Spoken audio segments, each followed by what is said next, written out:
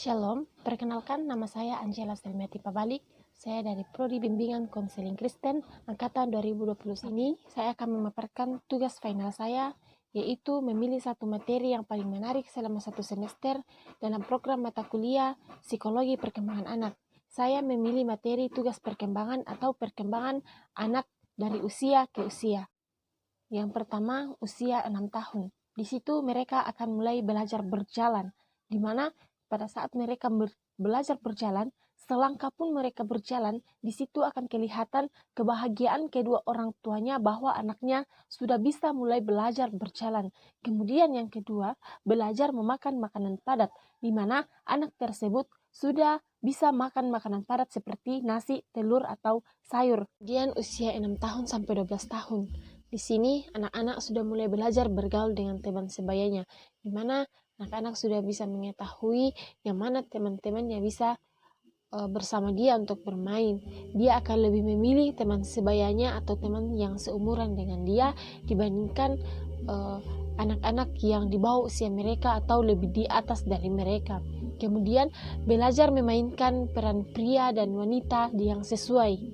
Kemudian mengembangkan kecakapan dasar dalam menulis, menghitung, dan membaca, di mana pada masa perkembangan ini anak akan mulai mengembangkan atau lebih menaikkan potensi mereka dalam hal membaca, menulis, dan menghitung.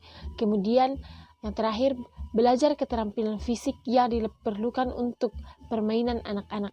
Kemudian pada usia remaja, di mana anak sudah mencapai hubungan baru yang lebih mata dengan teman sebaya, kemudian mencapai perilaku sosial yang bertanggung jawab, kemudian mempersiapkan perkawinan dan berkeluarga, kemudian mencapai peran sosial yang bertanggung jawab. Kemudian pada masa dewasa, seseorang akan mulai bekerja, memilih pasangan mereka masing-masing, mulai membina rumah tangga, mulai membina keluarga, mulai mengasuh anak, mengelola rumah tangga, dan mencari kelompok sosial yang menyenangkan.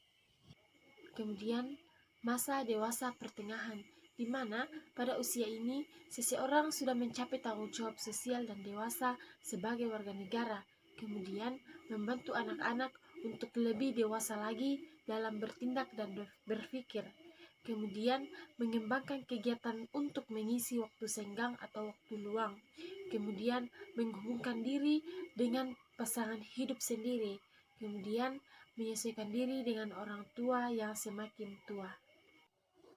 Kemudian yang terakhir adalah masa dewasa akhir, di mana di sini seseorang sudah menyesuaikan diri dengan menurunnya kekuatan fisik, kemudian menyesuaikan diri dengan masa pensiun dan berkurangnya income, kemudian menyesuaikan diri dengan kematian pasangan, dan yang terakhir membentuk hubungan dengan orang yang seusia. Oke, terima kasih, sampai di sini yang materi yang bisa saya bawakan saat ini dalam tugas final saya.